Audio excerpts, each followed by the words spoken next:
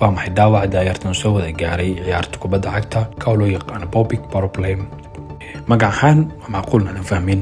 waa dhaawac dhawaan soo gaar Lamine Yamal ka oo sinta ka soo gaaray ciyaartoy kale ayaa la sheegay dhaawacaasi mid lamid ah iyaguna inay qabaan xilligan.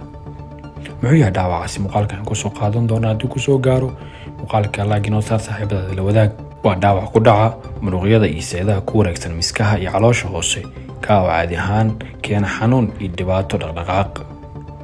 muruqyada halka ku yaalo ayaa aad loo isticmaalaa marka la ordaayo, la leexanayo ama kubadda la laadayo ama la tuurayo.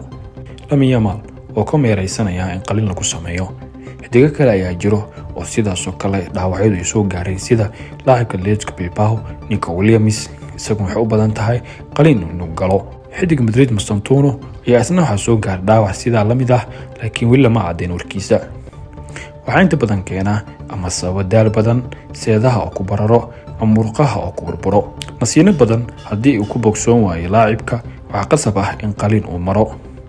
dhaawacan muddooyinkan ayaa lagu arkay kubadda cagta, waana dhaawac inta badan ku dhaca ciyaartoydii da'da yareed. wuxuuna ku dhacaa inta badan murqaha iyo seedaha ku wareegsan miskaha iyo caloosha hoose, kaas oo caadi ahaan keena xanuun iyo dhibaato dhaqdhaqaaq. Lamine Yamal, Nico Williams, Mastantino waa ciyaartoy wada da'yar kuwa uu dhaawacan uu soo gaaray.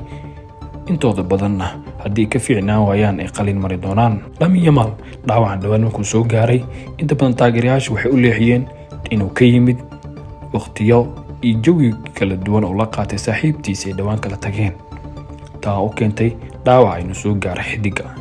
laakiin dhakhaatiirtu ayaa si ka duwan u fasira arrintaasi, kuwa uu ku sheegay dhaawac inta badan yimaada daal iyo kubadda markii la tuuro qaab awood loo adeegsado ama kubaddu ama qofka uu leexanayo.